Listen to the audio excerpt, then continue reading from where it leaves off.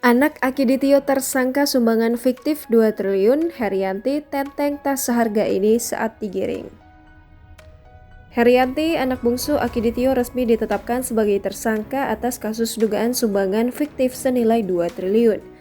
Di mana hal itu terungkap dari kejanggalan pihak keluarga Akiditio ketika hari dana sumbangan itu cair yang dijanjikan pada Senin 2 Agustus 2021. Herianti pun digiring pihak kepolisian sebagai tersangka dalam kasus penipuan donasi fiktif 2 triliun ini. Ketika datang ke Mapolda Sumsel, penampilan Herianti yang dijadikan sebagai tersangka tampak tetap modis, di mana ia memakai atasan berupa kemeja batik bermotif dengan campuran warna dongker dan krem, dipadukan dengan celana panjang berwarna hitam.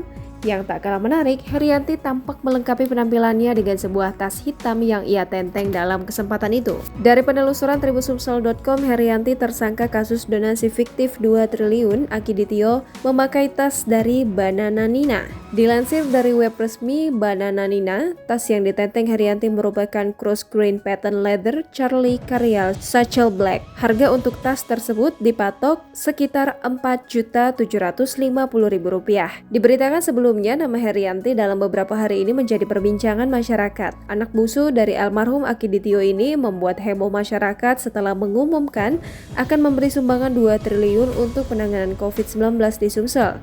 Seremoni pemberian bantuan diserahkan langsung kepada Kapolda Sumsel Irjen Pol Eko Indraheri pada Senin 26 Juli 2021. Turut hadir pada acara itu Gubernur Sumsel Harmanderu. 1 pekan berlalu, uang bantuan itu tak kunjung diberikan.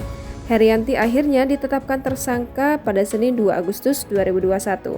Ia dijemput langsung oleh Direktur Intel Kapolda Sumsel Kombes Pol Ratno Kuncoro dari kediamannya pada pukul 7 pagi tadi.